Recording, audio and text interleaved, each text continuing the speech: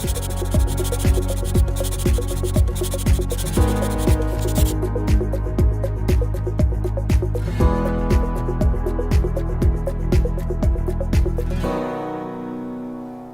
දවසක් දුවේ පුතේ සියලු දෙනාට ආයුබෝවන්. අපි අද බලාපොරොත්තු වෙන්නේ මිනුම් උපකරණ හා මිනුම් කියන දෙවන ඒකකයේ 20යි 22 දරුවෝ වෙනුවෙන් කරන මිනුම් උපකරණ පාඩමේ 5 වෙනි වීඩියෝ එක. ඉතින් මේ වීඩියෝ එකෙන් විශේෂයෙන්ම ඔයාලගේ විෂය නිර්දේශයේ තියෙන කුඩා දුර ප්‍රමාණ මැනීමට යොදා ගන්නා තවත් එක් මිනුම් උපකරණයක්. මේ උපකරණයේත් වර්ණීය මූලධර්මයේ පාවිච්චි වෙනවා කියලා අපි කලින් වර්ණීය කැලිපරය ගැන කතා කරද්දී කතා කරා පුතේ. වර්ණීය මූලධර්මයේම භාවිතා වෙන ඊටම කුඩා දිග ප්‍රමාණ අන්වීක්ෂය දිග ප්‍රමාණ මැනීමට යොදා ගන්න චලාන්වීක්ෂය කියන මිනුම් උපකරණය අපි අද බලමු. මේකේ කොටස් මොනවද?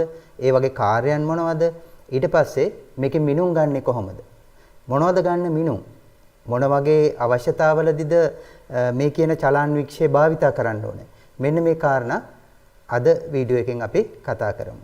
ඉතින් මේකට අදාළව පුතේ අපේ ගෲප් එක හරහා එක් කරන ලද පෙරහුරු අභ්‍යාස 4 යුනිට් 2 වල පෙරහුරු අභ්‍යාස 4 යටතේ සම්පූර්ණ මේකේ අභ්‍යාස ඇතුළත් පේපර් එකක් ඔයාලට එවලා තියෙනවා ගෲප් එකට.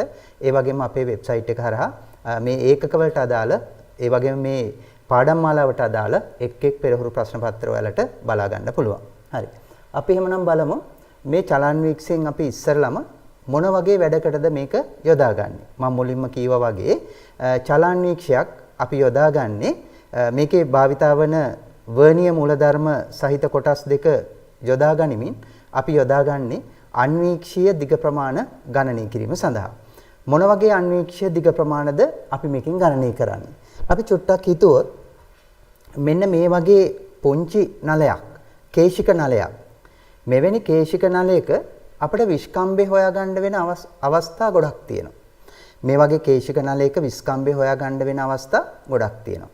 දැන් සයන්ස් ෆෝ ටෙක්නොලොජි සිලබස් එක ගත්තොත් පුතේ අපිට නලයක අභ්‍යන්තර බාහිර විස්කම්බ මනින්න වෙන එක අවස්ථාවක් තියෙනවා. අපේ 13 ශ්‍රේණියේදී තියෙන එක්තරා භෞතික විද්‍යා පාඩමක් තමයි පදාර්ථයේ ගුණ.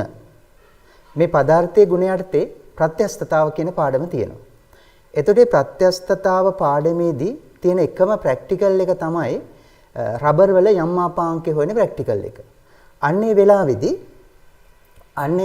ඔයාලට ඕන වෙනවා පුතේ මේ රබර් නලයක් අපි මේ විදිහට ගත්තොත් මෙන්න මේ රබර් නලයක මෙන්න මේ ක්ෂේත්‍රඵලය හොයන්න වෙනවා අපට. මෙන්න මේ ක්ෂේත්‍රඵලය හොයන්න වෙනවා. මාන ප්‍රශ්නයක් නේද? ඒ කියන්නේ හරස්කඩ ක්ෂේත්‍රඵලය හොයන්න වෙනවා. මේ හරස්කඩ ක්ෂේත්‍රඵලය හොයද්දී අපි කොහොමද හොයන්න වෙන්නේ? මෙන්න මේ වෘත්තාකාර හරස්කඩවල් දෙක. ඒ කියන්නේ අභ්‍යන්තර මේ නලයේ සිදුරේ අභ්‍යන්තර විස්කම්බය සහ නේද? මෙන්න මේ අපි කියන අභ්‍යන්තර විස්කම්බය. මේ අපි කියන අභ්‍යන්තර විස්කම්බය.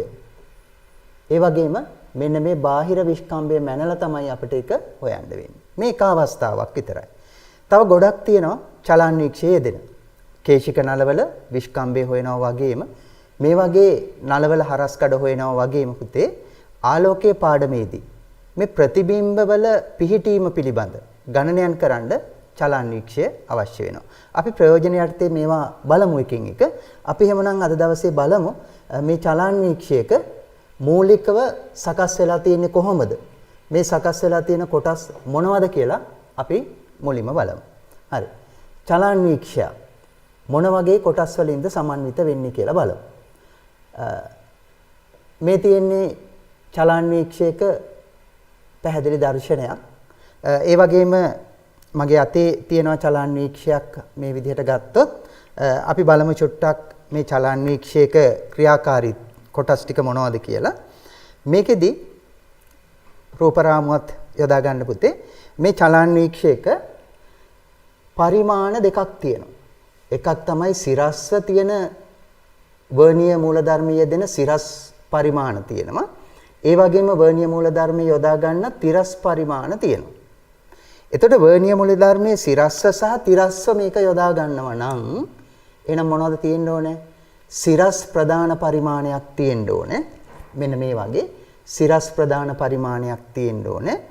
සිරස් වර්ණීය පරිමාණයක් තියෙන්න ඕනේ. මේ තියෙන්නේ මේ දෙක. සිරස් ප්‍රධාන පරිමාණය, සිරස් වර්ණීය පරිමාණය. මේ සැබෑ උපකරණය ගත්තත් ඔබට දිස්සේ මේ තියෙන්නේ ඒ පරිමාණ දෙක. ඊට පස්සේ තිරස්ස සීරු මාරු කරද්දී අවශ්‍ය වෙනවා සිරස්ස තියෙන වර්ණීය මූලධර්මයේ යෙදෙන තැනත් පරිමාණ දෙකක් තියෙනවා. මොනවද එතකොට මේ පරිමාණ දෙක පුතේ? කියන්නකෝ. මොනවද මේ පරිමාණ දෙක වෙන්නේ? තිරස් ප්‍රධාන පරිමාණය සහ තිරස් වර්ණීය පරිමාණය. එහෙනම් දැන් සිරස් අතට වර්ණීය පරිමාණ දෙකක් තියෙනවා. සිරස් අතට සහ තිරස් අතට වර්ණීය පරිමාණ දෙකක් තියෙනවා. ඒ වගේම ප්‍රධාන පරිමාණ සිරස්ව සහ තිරස්ව දෙකක් තියෙනවා. එහෙනම් පරිමාණ වශයෙන් ගත්තාම පරිමාණ 4ක් මේ තුල ක්‍රියාත්මක වෙනවා. ඊට පස්සේ පුතේ චලනාන්වීක්ෂක ඇත්තටම තියෙන්නේ සීරු මාරු කරන ස්ක්‍රූප්පු. එහෙමනම් සිරස්ව සීරු මාරු කරන්න පුළුවන් ස්ක්‍රූප්පු ඇති. ඒ වගේම තිරස්ව සීරු මාරු කරන්න පුළුවන් ස්ක්‍රූප්පු ඇති. එහෙනම් ඊළඟට මේ පරිමාණ දෙක තිරස් සහ සිරස් පරිමාණ සීරු මාරු කිරීමේ ස්ක්‍රූප්පු තියෙනවා. දැන් සීරු මාරු කරද්දී ඔබ දන්නවා මේකෙන් අන්වීක්ෂීය දිග මනින නිසා අන්වීක්ෂීය දිග ප්‍රමාණ මනින නිසා සීරු මාරු කරද්දී අපට විශාල ලෙස මේ විදියට විශාල ලෙස සීරු මාරු කරන්නත් වෙනවා. ඒ වගේම ප්‍රතිබිම්බ එක්ක ගනුදෙනුවක් නිසා සියුම් සීරු මාරු කරන්නත් වෙනවා. එහෙනම් සීරු මාරු ස්ක්‍රූප්පු වර්ග දෙකක් තියෙනවා. මොනවද? ප්‍රධාන සීරු මාරු කිරීම සඳහා භාවිත වෙන මෙන්න මේ වගේ ස්ක්‍රූප්පුවක් සහ සියුම් සීරු මාරු සඳහා වන ස්ක්‍රූප්පු. එහෙනම් දැන් සිරස් පරිමාණයටත් එවැනි ස්ක්‍රූප්පු දෙකක් තියෙනවා. එවැනි ස්ක්‍රූප්පු දෙකක් තියෙනවා. මේ පිටුපස තියෙනවා විශාල වශයෙන් එහා මෙහා ගෙනියන්න පුළුවන් ස්ක්‍රූප්පුව මේ තියෙන්නේ. ඊට පස්සේ තියෙනවා සියුම්ම එහා මෙහා ගෙනියන්න පුළුවන් ස්ක්‍රූප්පුව. ඒ වගේම තිරස් පරිමාණවලට තිරස් අතට හොරිසොන්ටල් මෙන්න මේ තිරස් අතටත් එහා මෙහා ගෙනියන්න පුළුවන් ප්‍රධාන ස්ක්‍රූප්පුවකුත් තියෙනවා. ඒක තද කරාට පස්සේ සියුම් සීරු මාරු කරන්න පුළුවන් ස්ක්‍රූප්පුවකුත් තියෙනවා. සියුම් සීරු මාරු කරන්න පුළුවන් ස්ක්‍රූප්පුවකුත් මේකේ තියෙනවා. එහෙනම් දැන් ඔබට පැහැදිලි පරිමාණ ටික පැහැදිලි. ඒ වගේම මේකේ තියෙන සීරු මාරු ස්ක්‍රූප්පු ටික පැහැදිලි. හරි. රූප සටහනේ අපි බැලුවොත් පරිමාණ වලින් පස්සේ එහෙනම් මේ තියෙන්නේ මොකද්ද? සිරස් සියුම් සීරු මාරු ස්ක්‍රූප්පුව. මේ තියෙන්නේ මොකද්ද එහෙනම්? තිරස් සියුම් සීරු මාරු ස්ක්‍රූප්පුව. ඊට අමතරව මේ වගේ ප්‍රධාන ස්ක්‍රූප්පුවක් තියෙනවා. තිරස් පරිමාණ එහා මෙහා ගෙනියන්න. මේකෙත් එහා පැත්තේ එහා මෙහා ප්‍රධාන වශයෙන් ගෙනියන්න වෙනම ස්ක්‍රූප්පුවක් තියෙනවා. ඔය තමයි එතකොට පරිමාණ සහ පරිමාණ සඳහා වන ස්ක්‍රූප්පු. ඊට පස්සේ මොනවද තියෙන්නේ පුතේ? අන්වීක්ෂීය කොටසක් තියෙනවා. සාමාන්‍ය අන්වීක්ෂයකට වඩා ටිකක් සුවිශේෂී අන්වීක්ෂයක්. අන්වීක්ෂයක් නම් ඔයාලා දන්නවා මොනවද තියෙන්න ඕනේ පුතේ? ඇහැ තියෙන පැත්ත නේද? අන්වීක්ෂයක් කියලා අපි ගත්තොත් මේක අන්වීක්ෂයක් කියලා ගත්තොත් එහෙම නැත්නම් මේ අතට ඇඳලා ගත්තත් ප්‍රශ්නයක් නැහැ. මේ අතට ගත්තත් ප්‍රශ්නයක් නැහැ. අන්වීක්ෂයක් කියවොත් ප්‍රධාන වශයෙන් අபிසාරි කාච දෙකක් එක්ක සම්බන්ධ වෙන දෙයක්. කාච දෙකක් එක්ක සම්බන්ධ වෙන දෙයක්. මොනවද මේ කාච දෙක? ඇහැ තියෙන පැත්ත එක කාචයක් තියෙනවා. ඇස තියෙන පැත්ත. උපනෙත. ඒ වගේම තවත් විසරණය වෙන කාචයක් තියෙනවා අනිත් පැත්තේ. ඒක මොකද්ද? අවනෙත. එහෙනම් අවනෙතක් සහ උපනෙතක්. අවනෙතක් සහ උපනෙතක්. අවනෙතක් සහ මේ විදිහට උපනෙතක් සහිත කාච දෙකක් සහිත අන්වීක්ෂයක් මේ තුල ක්‍රියාත්මක වෙනවා. එහෙමනම් දැන් මොකද්ද වෙන්නේ? මේ අන්වීක්ෂය හැබෑ රූපයක් අපි බලමු නේද? හැබෑ උපකරණයක් බැලුවොත් මේ තියෙන්නේ අන්වීක්ෂය. මේ තියෙන්නේ අන්වීක්ෂය. එතකොට මේ අන්වීක්ෂයේ ඇස තියා බලන්න ඕනේ උපනෙතක් තියෙනවා. ඒ වගේම වස්තුව දෙසට යොමු කරන්න ඕනේ අවනෙතක් තියෙනවා. එහෙමනම් අන්වීක්ෂයත් සීරු මාරු කළ යුතු වෙනවා. මේ අන්වීක්ෂයේ සීරු මාරු කරන්න මොනවද තියෙන්නේ පුතේ? එතනක් තියෙනවා සීරු මාරු ඉස්කුරුප්පුවක්. අන්වීක්ෂීය මේ නලය එහා මෙහා ගෙනියන්න එතනක් තියෙනවා සීරු මාරු ඉස්කුරුප්පුවක්. ඒ විතරක් නෙමෙයි. අන්වීක්ෂය අංශක 360ම කරකවන්න වෙනවා. අංශක 360ම කරකවන්න වෙනවා. ඒ සඳහා මොකද්ද තියෙන්න ඕන එහෙනම්? ඒ සඳහාත් ඉස්කුරුප්පුවක් තිබීම අවශ්‍ය වෙනවා. තිබීම අවශ්‍ය වෙනවා. මේ තියෙන්නේ. ඒ ඉස්කුරුප්පුව බුරුල් කරාම මේ අන්වීක්ෂීය කොටස පුළුවන් අංශක 360ම මේ විදිහට කරකවලා අපට අවශ්‍ය දිශානතියට යොමු කරන්න. මම හිතන්නේ පැහැදිලි. හරි. එහෙමනම් අපි බලමු මේ අන්වීක්ෂක තියෙන කොටස් ටික දැන් ඔබට නම් කරාමම අපි බලමු එහෙමනම් අන්වීක්ෂක තියෙන මේ කොටස් වලින් කරන කාර්යයන් මොනවද කියලා වගුගත කරලා බලන්න අපි දැනගන්න උත්සාහ කරමු. හරි. අපි එකෙන් එකට යමු. මේ මොකද්ද? මේ කොටස එතකොට සිරස් ප්‍රධාන සිරු මාරුව. සිරස් ප්‍රධාන පරිමාණ. මේ කවුද? සිරස් වර්ණීය පරිමාණ. මේ කවුද? තිරස් ප්‍රධාන පරිමාණ. මේ කවුද? තිරස් වර්ණීය පරිමාණ. ඉස්කුරුප්පු ටික ගමු. සිරස් සියුම් සීරු මාරු ඉස්කුරුප්පුව. මේ කවුද? තිරස් සියුම් සීරු මාරු ඉස්කුරුප්පුව. අන්වීක්ෂය කොටස් ටික බලමු. මේ ඇහැ තියෙන පැත්ත මොන නෙතද? උපනෙත. ඇහැ තියෙන පැත්ත අපි ඒකට කියන්නේ උපනෙත. මේ කවුද? මේ තමයි වස්තුව දෙසට යොමු කරන පැත්ත අවනෙත. උපනෙත සහ අවනෙත. මේ කවුද? අන්වීක්ෂය සීරු මාරු කරන ඉස්කුරුප්පුව. අන්වීක්ෂය සීරු මාරු කරන ඉස්කුරුප්පුව. ඒ වගේම මේ පැත්තේ තියෙනවා පුතේ මේ කොටසෙන් මොකද්ද මේ පෙන්වන්නේ? අන්වීක්ෂීය මේ නලය අන්වීක්ෂීය කඳ අංශක 360 රොටේට් කරන. එහෙම නැත්නම් අංශක 360 කරකවන්න අදාළ වන ඉස්කුරුප්පුව. ඔන්න ඔය කොටස් ටික එතකොට ඔබේ විෂය නිර්දේශයේ මේ චලනාන්වීක්ෂයක කොටස් යටතේ ඔබ දැන සිටියේ යුතු වෙනවා. හරි. ඊට අමතරව මොනවද මේ මෙතන තියෙන කොටස් ටික? මෙන්න මේ කොටස මම හැබැයි උපකරණයකින් ගලවලා ගත්තොත් මෙන්න මේ කොටස මේ බලන්නකෝ මෙතන තියෙනවා කොටසක්. මේක මොකටද අවශ්‍ය වෙන්නේ? මේකේ පරිමාණීය කියවීම තරමක් දුෂ්කරයි. ඊටාම කුඩා කොටස් ටිකක් තියෙන්නේ.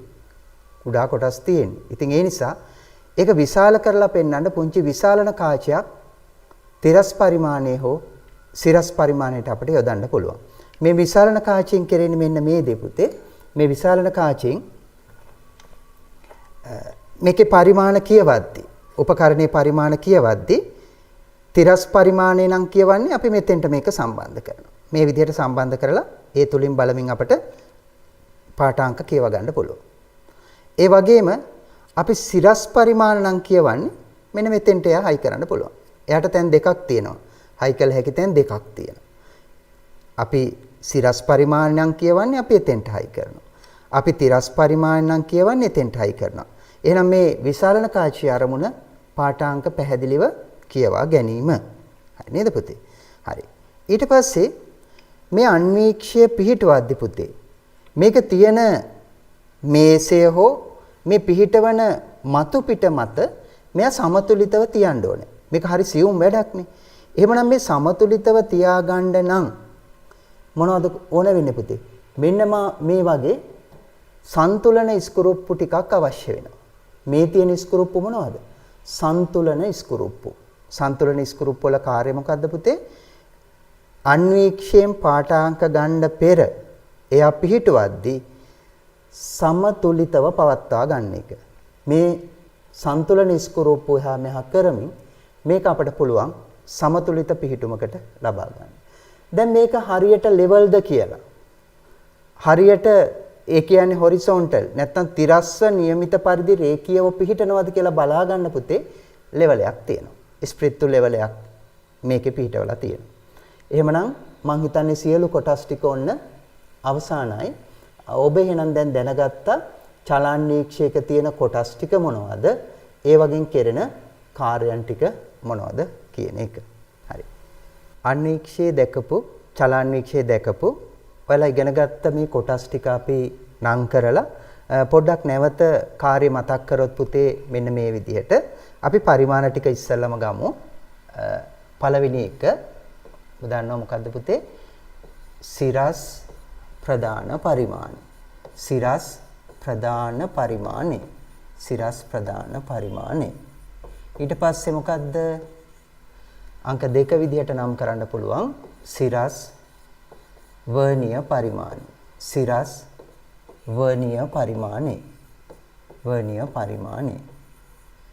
ඊට පස්සේ අපි තිරස් පරිමාණ ගත්තොත් තුන්වෙනි එක මොකද්ද? තිරස් ප්‍රධාන පරිමාණය. තිරස් ප්‍රධාන පරිමාණය. තිරස් ප්‍රධාන පරිමාණය. ඊට පස්සේ අංක 4 ලෙස ගත්තොත් තිරස්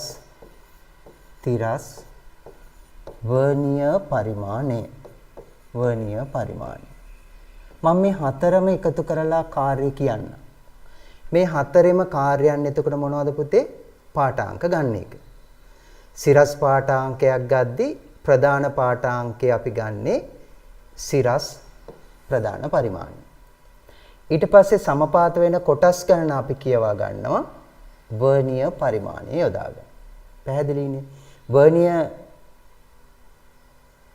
පරිමාණය ගන්න හැටි. එහෙම නැත්නම් වර්ණීය කැලිපර් එක මූල ධර්මයේ යෙදෙන හැටි. පාඨාංක ගන්න හැටි අපි කලින් දන්නවා.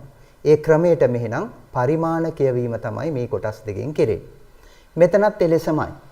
යම්කිසි පාඨාංකයක් ගද්දී තිරස් කොටස නම් චලිත කරන්නේ අපි ගන්නෙ ඉස්සරළම තිරස් ප්‍රධාන පරිමාණයේ පාඨාංකය. ඊට පස්සේ අපි ගන්නවා සමපාත වෙලා තියෙන වර්ණීය කොටස් ගාන මෙන ගන්න. මේ තිරස් පරිමාණයේ මත යොදා ගන්නවා තිරස් වර්ණීය පරිමාණය. ඔන්න එතකොට පරිමාණ හතරේ කාර්යය හරි. ඊට පස්සේ අපි බලමු අපි ඉගෙන ගත්ත මේ අන්වීක්ෂය. අන්වීක්ෂයේ උපනෙත තියෙනවා. එතකොට උපනෙත යොදාගන්නේ මොනවටද? උපනෙත වෙත ඇස යොමු කර කියවීම සඳහා. ඊට පස්සේ අංක 6 අවනෙත. අවනෙත මොකටද? වස්තුව දෙසට යොමු කිරීම සඳහා. වස්තුව දෙසට යොමු කිරීම සඳහා. අපි අනිත් කොටස් ටිකත් දැනගෙන මේකේ ක්‍රියාකාරීත්වය පොඩ්ඩක් බලමු. අංක 7 ගත්තොත් කොටස් 10ක් විතර අපි දැනගන්න ඕනේ. අංක 7 ගත්තොත් අපිට පුළුවන් මොකද්ද පුතේ? ඔව්. අනිත් කොටස් ටික අපි යමු. ඒක තමයි සන්තුලන ඉස්කුරුප්පු. සන්තුලන ඉස්කුරුප්පු. සන්තුලන ඉස්කුරුප්පු. සන්තුලන ඉස්කුරුප්පු. ඊට පස්සේ අනිකුත් ඉස්කුරුප්පු ටිකට ගියොත් අංක 8 සිරස් පරිමාණීය ක්‍රියාත්මක කරන ඉස්කුරුප්පු තියෙනවා. අපි එතනදී ඉස්කුරුප්පු දෙක නම් කරන්නේ සිරස් ප්‍රධාන ඉස්කුරුප්පුව හා මම මේ දෙකම එකට ගන්නම්. ඉස්කුරුප්පුව හා සිරස් සියුම් සීරුමාරු ඉස්කුරුප්පුව. සිරස් සියුම් සීරුමාරු ඉස්කුරුප්පුව. සීරුමාරු ඉස්කුරුප්පුව. ඔන්න එහෙනම් සිරස් පරිමාණ කියවන්න තියෙන එහා මෙහා ගෙනියන්න තියෙන ඉස්කුරුප්පු දෙක. ඊළඟට අංක 9 විදිහට ගන්නම්. අංක 9 විදිහට ගන්නම්. අංක 9 විදිහට අංක 9 විදිහට තිරස් ප්‍රධාන ඉස්කුරුප්පුව හා තිරස් ප්‍රධාන ඉස්කුරුප්පුව හා කියන්නේ ඉතිරි එක මොකද්ද? හා තිරස් සියුම් සීරුමාරු ඉස්කුරුප්පුව. තිරස් සියුම් සීරුමාරු ඉස්කුරුප්පුව. සීරුමාරු ඉස්කුරුප්පුව.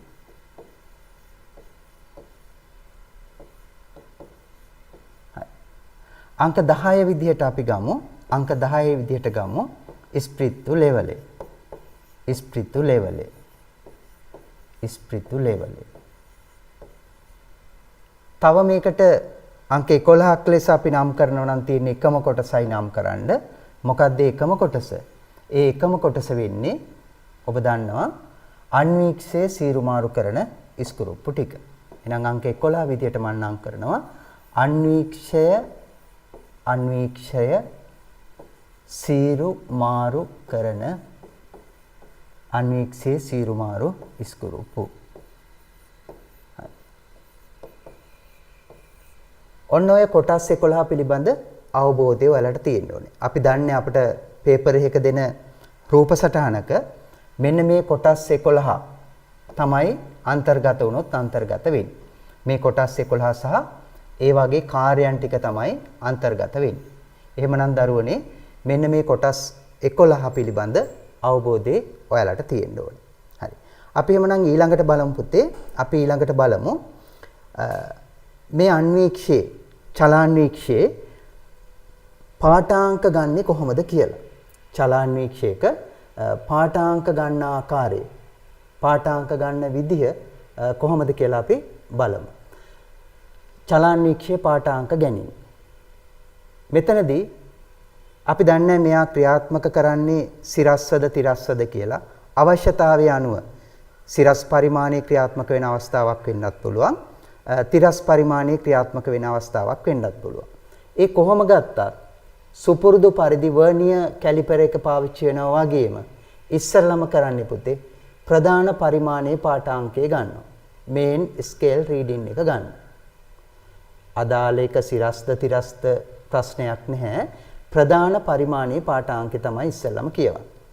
ඊට පස්සේ ඔබ දන්නවා සමපාත වෙලා තියෙන වර්නියර් කොටස් ගාන කියව ගන්න. අපි මොකද්ද ගන්නෙ පුතේ? සමපාත වෙලා තියෙන වර්නියර් කොටස් ගාන කියව ගන්න වර්නියර් පාඨාංකය ලබා ගන්න. ඒ පාඨාංක ලබා ගත්තට පස්සේ සුපුරුදු විදිහට කුඩා මිනුම දන්න නිසා අපට નિયમિત පාඨාංකය කියව ගන්න පුළුවන්. ඔබ දන්නවා નિયમિત පාඨාංකය ගන්නෙ කොහොමද පුතේ? ඔව්. පාඨාංකය සමානයි කොහොමද? මේ උදාහරණයක් ප්‍රධාන පරිමාණයේ පාඨාංකය අපි හිතමු 26.5 මිලිමීටර් කියලා. සම්පාත වෙච්ච වර්නියර් කොටස් ගාන අපි හිතමු 34යි කියලා. චලාන්වීක්ෂයක කුඩා මිනුම බොහෝ චලාන්වීක්ෂවල වෙන්නේ 0.1යි. ඒ අනුව මෙන්න ලබා ගන්න විදිය පාඨාංකය. මේ උදාහරණය ඇසුරු කරගෙන බලන්න පාඨාංකය ගන්න හැටි. පාඨාංකය හෙවත් මිනුම සමානයි. අර විදිහටම ප්‍රධාන පරිමාණයේ පාඨාංකය ධන වර්නියර් සමපාත වර්නියර් කොටස් ගන්න කුඩා මිනුමෙන් වැඩි කරලා තියෙනවා. බලන්න 26.5 ධන 34 වැඩි කිරීම 0.1යි. නේද? 26.5යි මිලිමීටර වලට එකතු වෙනවා 0.334ක්. ඒතර කීයද? 26.84යි මිලිමීටර. ඔන්න ඔය විදිහට තමයි එහෙමනම් මේකේ පාඨාංකයක් කියව ගන්න විදිහ. හරි. අපි එහෙමනම් ඊළඟට බලමු. නේද? මෙතනින් පස්සේ බලමු මේ චලාන්වීක්ෂයෙන් අපි බලද්දී ඇත්තටම අපට කොහොමද පේන්නේ? පුතේ මේ චලාන්වීක්ෂයක මේ උපනෙතට ඇහැ තියලා බලද්දී මේ විදිහට උපනෙතට ඇහැ තියලා බලද්දී මේක ඇතුලේ අවනෙත තුල අපට දෘශ්‍යමාන වෙන්නේ අවනෙත තුල අපට පෙනෙන්නේ කම්බි කතිරයක්. මෙන්න මේ වගේ කම්බි කතිරයක් තමයි මේක ඇතුලෙන් බලද්දී අපට පෙනෙන්නේ. ඇයි මේ කම්බි කතරයක් තියෙන්නේ? අපි කම්බි කතරය යොදාගන්නේ මොකටද? කම්බි කතරයක් යොදාගන්නේ වෙඩි තියන්න නෙමෙයි. මොකටද පුතේ? හරියටම අපට අදාළ ලක්ෂයට මෙන්න මේ කතරේ අපට ફોકસ කරන්න නැත්නම් සමපාත කරන්න පුළුවන්. ඒ නිසා මේ තුලින් බලද්දි පේන කම්බි කතරේ අපි අදාළ ප්‍රතිබිම්බයේ හෝ එහෙම නැත්නම් අපට අදාළ ලක්ෂයට මොකද්ද කරන්න පුළුවන් පුතේ? සමපාත කරලා තමයි අපි පාඨාංකය කියවන්නේ. එහෙනම් බලද්දි පේන්නේ කම්බි කතරයක්. මේ කම්බි කතරේ තුලින් අපි බලද්දි නැත්නම් අන්වීක්ෂයේ උපනිතට හැතිලා බලද්දි කම්බි කතරේ ફોકસ කරද්දි මේ ලැබෙන්නේ ප්‍රතිබිම්බයක්. අපි බලමු පුතේ මේ චලාන්වීක්ෂයක ලැබෙන ප්‍රතිබිම්බේ ලක්ෂණ ටික මොනවද කියලා. දැන් සරල උදාහරණයක් ගත්තොත් මේ අපි හිතමුකෝ මේ ඉටිපන්දම දිහා බලනවා කියලා. මේ ඉටිපන්දම දිහා බලනවා. අන්වීක්ෂය තුලින් මේ ඉටිපන්දම දිහා බලනවා. මොකක් වෙයිද? මේකෙන් හැදෙන ප්‍රතිබිම්බය කොයි වගේ වෙයිද? ප්‍රතිබිම්බය ලැබෙන්නේ කොයි වගේද? ප්‍රතිබිම්බය ලැබෙන්නේ කොයි වගේද පුතේ? ඔව්. ප්‍රතිබිම්බය ලැබෙන්නේ කොයි වගේද කියලා අපි චුට්ටක් බලමු. එහෙමනම් චලන්වීක්ෂයක් තුළින් බලද්දී ලැබෙන ප්‍රතිබිම්බේ ලක්ෂණ ටික අපි පොඩ්ඩක් සලකලා බලමු. පළවෙනිම ලක්ෂණය තමයි පුතේ චලන්වීක්ෂයෙන් ලැබෙන ප්‍රතිබිම්බය යටිකුරු. යටිකුරු.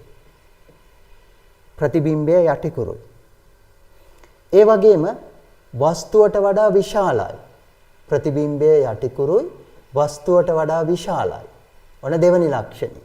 වස්තුවට වඩා විශාලයි. තව තියෙන ලක්ෂණ ටික. මොකද්ද තව තියෙන ලක්ෂණ ටික පුතේ? ඔයාලා දන්නවා උදේට ගිහිල්ලා කණ්ණාඩිය දිහා බලපුවාම නේද? මූණ බලන කණ්ණාඩියක් දිහා බලලා අතක් උස්සලා සැලියුට් එකක් ගැහුවොත් දකුණු අත නම් ඉස්සුවේ ප්‍රතිබිම්බය පේන්නේ කවුද? දකුණු අතම තමයි නේද? හැබැයි මොකද වෙන්නේ පුතේ? පැත්ත මාරු වෙලා පේනවා. ඔයාලට O level දැනුම තියෙනවා. මොකද්ද මේකට කියන්නේ අපි? ප්‍රතිබිම්බයේදී පැත්ත මාරු වෙලා පේන එකට අපි කියන්නේ මොකද්ද? පාර්ශ්වික අපවර්තනයට ලක් වෙලා. එහෙනම් චලන්වීක්ෂයක් තුළින් බලද්දී ලැබෙන ප්‍රතිබිම්බයත් පුතේ මොකද්ද වෙන්නේ? පාර්ශ්වික අපවර්තනයට ලක් වෙනවා. පාර්ශ්වික අපවර්තනයට ලක් වෙනවා. පාර්ශ්වික අපවර්තනය. එහෙනම් හැදෙන ප්‍රතිබිම්බයේ තුන්වෙනි ලක්ෂණය තමයි පාර්ශ්වික අපවර්තනයට ලක් වෙනවා. අනිත් එක මොකද්ද පුතේ? ප්‍රතිබිම්බයක් ගැන කියද්දී තවත් වැදගත් ලක්ෂණයක් තමයි මොකද්ද? ඔව් තිරයකට ගන්න පුළුවන්ද බැරිද කියන එක. ඒ කියන්නේ තාත්විකද අතාත්විකද කියන එක. ඔබ දන්නවා ඉදිරියට අරගෙන ප්‍රතිබිම්බය තිරයක් මතට ගන්න පුළුවන් නම් අපි කියනවා ඒවා තාත්වික ප්‍රතිබිම්බ කියලා. හැබැයි මෙතන හැදෙන්නේ මොකද්ද පුතේ? අතාත්වික ප්‍රතිබිම්බය. අතාත්වික ප්‍රතිබිම්බය. එහෙනම් චලන්වීක්ෂයක් තුළින් බලද්දී නිරීක්ෂණය කරද්දී ලැබෙන ප්‍රතිබිම්බයේ ලක්ෂණ මොනවද පුතේ? යටිකුරුයි ප්‍රතිබිම්බයට වඩා විශාලයි පාර්ශ්වික අපවර්තනයට ලක් වෙනවා අතාත්විකයි. එහෙමනම් අපි ඔන්න ප්‍රතිබිම්බයේ ලක්ෂණ ටිකක් දැනගත්තා. දුවේ පුතේ අපි එහෙනම් ඊළඟට බලමු සයන්ස් පො සිලබස් එකේ වගේම එහෙමනම් අනිකුත් භෞතික විද්‍යා අවශ්‍යතාවන් වලදී මෙන්න මේ චලන්වීක්ෂය භාවිතා කරන තැන් ටික මොනවද කියලා. අපෙන් තව ප්‍රශ්නයක් අහනව නම් අහන්නේ චලන්වීක්ෂයේ භාවිත මොනවද කියලා. ඉතින් එහෙමනම් චලන්වීක්ෂයක් භාවිතා කරන අවස්ථා සඳහා උදාහරණ අපි දැනගෙන ඉන්න ඕනේ. මම එහෙනම් මුලින්ම සයන්ස් පො සිලබස් එකේ අවශ්‍ය නොවුනත් දැනගන්න අවශ්‍ය නොවුනත් පුතේ චලන්වීක්ෂයේ මූලික භාවිතයන් ටිකක් ඔයාලට කියන්න හදන්නේ. අපි ඉස්සෙල්ලා මේ භාවිතයන් ටික දැනගෙන ඉමු. ඊට පස්සේ අපි ඒ භාවිතයන් කරන්නේ කොහොමද කියලා දැනගමු. පළවෙනි එක බොහොම සරලයි. පුංචි කේශික නලයක විස්කම්බය හොයන්න. නේද? මනින්නේ විස්කම්බයනේ. ඒක දෙකෙන් බෙදලා අරේ හොයනවා. මෙන්න මේ වගේ පුංචි කේශික නලයක විස්කම්බය හොයලා ඒකේ අරේ හොයන්න වෙන අවස්ථාවලදී අපිට වෙනත් කිසිදු මිනුම් උපකරණයක් නැහැ ඒ කාර්ය කරන්න. ඒ සඳහා අපි යොදාගන්නේ චලන්වීක්ෂය. ඊට පස්සේ මෙන්න මේ භෞතික විද්‍යාවේදී පෘෂ්ඨිකාතතිය කියන පදාර්ථයේ ගුණය කියන පාඩමේදී පුතේ ඔයාලා දන්නවා නලයක් තුලට කේශික නලයක් තුලට ද්‍රවයක් ඇතුල් වුණාම කේශික නලයක් තුලට ද්‍රවයක් ඇතුල් වුණාම මේ විදිහට අපි හිතමුකෝ ජලය කියලා. කේශික නලයක් මේකේ ගිල්ලුවොත් මෙන්න මේ ජලය කේශික නලය තුල යම් ඉහළකට නගිනවා. අපි හිතමුකෝ මේ තියෙන්නේ ජල බඳුනක් නෙමේ රසදිය බඳුනක් කියලා. රසදිය බඳුනක්. ඒක තුල කේශික නලයක් ගිල්ලුවොත් ඔබ දන්නවා මේ කේශික නලය තුල යම් කිසි ගුණයක් නිසා මේ ද්‍රව කඳ යම් මට්ටමකට ඉහළට නගිනවා. මෙතන ජල කඳ ඉහළට ගියා වගේ ජල කඳ ඉහළට ගියා වගේ රසදිය කඳත් මේ වගේ ඉහළට යනවා. මෙන්න මේ හැඩයට අපි කියන්නේ මාවකයක් කියලා. මාවකය. මාවකය. මාවකය. මේ එතකොට මාවකය. ද්‍රව මාවකයක්. පුතේ මේ පෘෂ්ඨිකාතතිය කියන පදාර්ථයේ ගුණේ මිනුම් කරද්දී මෙන්න මේ ද්‍රව මාවකවල කෝණ හොයන්න වෙනවා. ලේසි නෑනේ. වෙන මොන මිනුම් උපකරණයක් හොයන්නද නේද? මොකෙන් හොයන්නද? එහෙමනම් මෙන්න මේ කෝණ මනිද්දී මේකට අදාළ මේ ද්‍රව මාවක වලට අදාළ මිනුම් ලබා ගද්දී අපි යොදාගන්නේ කවුද? යොදාගන්නේ අපි චලන්වීක්ෂය. එහෙමනම් ඔන්න චලාන්වීක්ෂයේ දෙවනි භාවිතය ඕකයි. චලාන්වීක්ෂයේ දෙවනි භාවිතය ඕකයි. මොකද්ද චලාන්වීක්ෂයේ දෙවනි භාවිතය? චලාන්වීක්ෂයේ දෙවනි භාවිතය වෙන්නේ ජල මාවකවල පිහිටීම මැන ගැනීම සහ පෘෂ්ඨික ආතතියට අදාළ පරීක්ෂණවලදී මිනුම් ලබා ගැනීම. ඔන්න දෙවනි භාවිතය. ඊට පස්සේ අනිත් භාවිතයන් දෙකම ඇත්තටම තියෙන්නේ ආලෝකය කියන භෞතික විද්‍යා පාඩමේදී පුතේ යම් කිසි ද්‍රව්‍යවල තියෙන මෙන්න මේ වර්තනාංක හොයන පරීක්ෂණවලදී. ඔයාලට O level දැනුමේදී තියෙනවා වර්තනාංකයේ පිළිබඳ යම් අවබෝධයක් O level වලට තියෙනවා. ද්‍රවයක වර්තනාංකය හොයන පරීක්ෂණවලදී. වර්තනාංකය හොයන බොහොම සරල සමීකරණයක් තමයි මොකද්ද පුතේ? දෘශ්‍ය විස්ථාපන ක්‍රමයෙන් මෙන්න මේ වර්තනාංකය හොයන හැටි. ඔබ දන්නවා වස්තුවක් දෙස ද්‍රවයක් තුලින් බලද්දී ඒකේ සැබෑ පිහිටුම නෙමෙයි මේ වර්තනය කියන සංසිද්ධිය නිසා මේ වස්තුව ඉස්සිලා පේනවා. මෙන්න මේ විස්ථාපන ඇසුරෙන් වර්තනාංක හොයද්දී අපිට මේ සමීකරණ කිසිවක් නැහැ පුතේ භාවිතයේ පමණයි තියෙන්නේ. මෙන්න මේ ද්‍රවවල වර්තනාංක හොයන පරීක්ෂණවලදී එතකොට චලාන්වීක්ෂය යොදා ගන්නවා. අපි ඉස්සෙල්ලම මේ විදිහට ගත්තොත් මුලින්ම මේ වගේ බඳුනක් තුල වස්තුවේ පිහිටීම අපි පාඨාංකයක් ගන්න. ඊට පස්සේ අපි මොකද කරන්නේ පුතේ? අපි ඊට පස්සේ ද්‍රවය දාලා බලද්දි මොකද වෙන්නේ? මේක ඉස්සිලා පේනවා. දෘශ්‍ය විස්ථාපනයට ලක් වෙලා මේක ඉස්සිලා පේනවා. අපි එතකොට පාඨාංකය ගන්න. ඊට පස්සේ අවසානයේ ද්‍රවය මත පිට පාඨාංකයක් ගන්න. මෙන්න මේ ක්‍රම වලින් අපිට පාඨාංක 3ක් අරගෙන ද්‍රවයේ වර්තනාංකය ගණනය කරන්න පුළුවන්. ඒ විතරක් නෙමෙයි. මේනේ වර්තන මූල ධර්මී නේද? වර්තනය වීම නිසා අර එසවිලා පේන සංසිද්ධිය මේ රූපේ මේ සූත්‍රයේ එහෙම වර්තනාංකය සඳහා වන අපට නෑ. යම් දරුවෙකු ඇහුවොත් විස්තර කරන්නයි මම මේ කියන්නේ. එතකොට ඔයාලට දැනගන්න ඕනේ එකම සරල කාරණේ මොකද්ද පුතේ? ද්‍රවවල වර්තනාංක සෙවීම කියලා දැනගත්තා නම් ඒ ඇති. සයන්ස් පොලට ඒ ඇති. ඊට පස්සේ ඝන ද්‍රව්‍යවල වර්තනාංකය හොයන්න. මේකත් සාමාන්‍ය පෙළට ඔබ දන්න පරීක්ෂණයක්. වීදුරු වගේ ආලෝකයේ විනිවිද යන ඝන ද්‍රව්‍යයක වර්තනාංකය හොයන පරීක්ෂණවලදී මෙන්න මේ උපකරණයම තමයි අපි පාවිච්චි කරන්නේ. එතනදිත් අර ඉස්සරලා කිව්වා වගේම පාඨාංක 3ක් ලබා ගන්නවා. ඒ පාඨාංක 3 ලබාගෙන මුලින්ම මේ වගේ වීදුරු කුට්ටියක් මත මතු පිට ලක්ෂ්‍ය ફોકસ කරලා පැහැදිලි ප්‍රතිබිම්බයක් ලැබෙන තුරු පාඨාංකය අරගෙන ඊට පස්සේ ඒ මත අතුරන කුඩු වර්ගයක් තියෙනවා විශේෂයෙන් රතු පාට කුඩු. මොකද්ද? ලයිපෝපෝඩියම් කුඩු. ලයිපෝපෝඩියම් කුඩු. ලයිපෝපෝඩියම්. ඔකත් අහන්නේ අර කුඩු වර්ගේ නොකිය එක කියාම හරි නැති නිසා. හරි. කුඩු මේ වගේ වීදුරු ගණකයේ මත අතුරලා පාඨාංකය ගන්න. ඊට පස්සේ තවත් වීදුරු කුට්ටියක් මේ වගේ තියෙනවා. තියාම ඔබ දන්නවා මේකේ හැබෑ පිහිටුම නෙමේ වර්තන නිසා මේ කුඩු වල ප්‍රතිබිම්බය ඉස්සිලා පේන්නේ. අන්නේ ප්‍රතිබිම්බය මත ફોકસ කරලා පාඨාංකයක් ගන්න. ඊට පස්සේ දෙවැනියට තියපු මේ બ્લોක් එක නැත්තම් වීදුරු ඝණය මත මතු පිට පාඨාංකය ගන්න. අර කලින් ක්‍රමයේ වගේ මෙහෙනම් පාඨාංක 3ක් ඇසුරෙන් මෙතනත් මේ ඝන ද්‍රව්‍ය වර්තනාංකය හොයන්න පුළුවන්. එහෙනම් ප්‍රධාන භාවිත 4ක් ඔබ දැනගත්තා. මොනවද භාවිත 4? නලයක විස්කම්භයේ සෙවීම. කේශික නලයක විස්කම්භයේ සෙවීම. ඒ වගේම බාහිර විස්කම්භය ඕනනම් ඒකත් හොයන්න පුළුවන්. සිදුරක අභ්‍යන්තර විස්කම්භ හොයන්න පුළුවන්.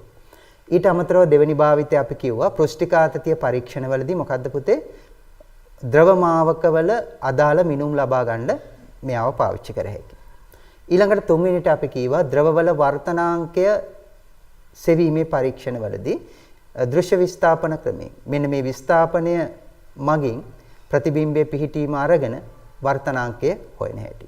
ඒ වගේම අවසාන වශයෙන් කතා කරා ඝන ද්‍රව්‍යවල වර්තනාංකය සෙවීමේ පරීක්ෂණවලදී චලාන්වීක්ෂය යොදා ගන්න. එහෙනම් දැන් ඔබ දන්නවා චලාන්වීක්ෂයේ භාවිතයන් මොනවද කියලා. හරි. මම විශේෂයෙන්ම ওই අභ්‍යාසය ඇතුළත් කරලා තියෙනවා. පෙරහුරු අභ්‍යාස 4 යුනිට් 2 වල තියෙන. මෙන්න මේක අපට ඉදිරියේදී තියෙන ප්‍රැක්ටිකල් එකක් කියලා කිව්වා. මම කියවනේ ප්‍රැක්ටිකල් එක මොකද්ද? ප්‍රත්‍යස්ථතාව පාඩමේ රබර් වල යම් මාපාංකයේ හොයන පරීක්ෂණයේදී ඒ රබර් නලයේ හරස්කඩ වර්ගඵලය අපට හොයන්න තියෙනවා. අන්නේ හරස්කඩ වර්ගඵලය හොයද්දි පුතේ මොකද්ද කරන්න වෙන්නේ? මෙන්න මේ පාඨාංක 4 අපිට ලබා ගන්න වෙනවා. ඒ කියන්නේ සිරස් පරිමාණය නේද? සිරස් වර්ණීය පරිමාණ සීරු මාරු කරමින් මෙන්න මේ පාඨාංක 4 ගන්න වෙනවා. ඒ වගේම එක පාඨාංකයක් අරන් විස්කම්භය මැනීම සාධාරණ නැති නිසා අපි තිරස් අතරත් තිරස් වර්ණීය පරිමාණ සීරු මාරු කරමින් මේ විදිහට පාඨාංක ගන්නවා. මෙන්න මේ පරීක්ෂණයට අදාළ දත්තත් එක්ක මේ අභ්‍යාසය ඔබට දීලා තියෙන්නේ ඒක නිසා. මොකද මතු සම්බන්ධයි. 13 ශ්‍රේණියේ යම් මාපාංකය රබර් වල හොයන පරීක්ෂණයේදී අපිට මෙන්න මේ පාඨාංක මෙතන 4යි මෙතන 4යි. මේ පාඨාංක 8 ගන්නට වෙනවා. ඉතින් ඒ අනුව මෙන්න මේ පාඨාංක 4 ඔබට අරගෙන මේ පුංචි අභ්‍යාසය කරොත් ඔබට අවබෝධ වෙයි කොහොමද චලාන්වීක්ෂයක පරිමාණ යොදා ගනිමින් නලයක බාහිර විස්කම්භ සහ අභ්‍යන්තර විස්කම්භ සොයන්නේ කොහොමද කියලා. මෙතන සාමාන්‍ය අගයේ තීරුවක් තියෙන්නේ පුතේ. තිරස් සහ සිරස් වලින් ලැබෙන පාඨාංක දෙක එකතු අරගෙන දෙකෙන් බෙදලා සාමාන්‍ය අගය ලබා ගන්න අවශ්‍යයි. මොකද අඩුම තරමේ පාඨාංක දෙකක්වත් තරම් සාමාන්‍ය ගත්තොත් තමයි අපට යම්කිසි පරීක්ෂණයකදී මේ ප්‍රතිඵලය නිවැරදි කියලා තහවුරුවක් ගන්න පුළුවන් වෙන්නේ. හරි. එහෙමනම් මේ වගුව ඔබට පිටපත් කරගෙන මේ තැන්වලට අදාළ පාඨාංක ගණනය කරලා සාමාන්‍ය විස්කම්භ අගයන් ටික බාහිර ආභ්‍යන්තර ඔබට හොයන්න පුළුවන් වෙන්න ඕනේ. එහෙමනම් මේක කරගෙන අභ්‍යාසයක් විදිහට කරන්න. මේකේ වැඩිදුර තව අභ්‍යාස අවශ්‍යයි නම් පෙරහුරු ප්‍රශ්න පත්‍ර 4 යුනිට් 2 පරිහරණය කරන්න විශාල ප්‍රශ්න ප්‍රමාණයක් චලන්වීක්ෂය සම්බන්ධව අභ්‍යාසය එතකොට ඔබට කරන්න පුළුවන්.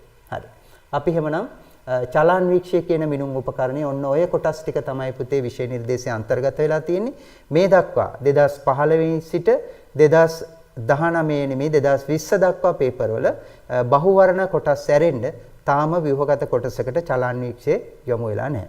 එහෙමනම් 20යි 21 සහ 20යි 22 දරුවන්ට යම්කිසි සම්භාවිතාවක් තියෙනවා චලන්වීක්ෂය ඔබේ පේපර් එකේ විශේෂයෙන්ම ව්‍යුහගත ප්‍රශ්නේ 3 හෝ 4 ප්‍රශ්නෙට මේ කොටස එනවා නම් එන්නේ ව්‍යුහගත ප්‍රශ්නයකට එනවා නම් එන්නේ ඒ කියන්නේ ව්‍යුහගත ප්‍රශ්න 4 තුන්වෙනි ප්‍රශ්නේ ඒ කොටසට හෝ ව්‍යුහගත ප්‍රශ්න පත්‍රයේ 7 වෙනි ප්‍රශ්න පත්‍රයට යම් ව්‍යුහගත කොටසක් එක් වෙන්න ඉඩකඩ තියෙනවා 20යි 21 දරුවන්ට හා 20යි 22 දරුවන්ට. මොකද හේතුව 2015 සිට මේ දක්වා කිසිදු ව්‍යුහගත ප්‍රශ්න පත්‍රයකට චලන්වීක්ෂය යොමු වෙලා නැති නිසා. හරි.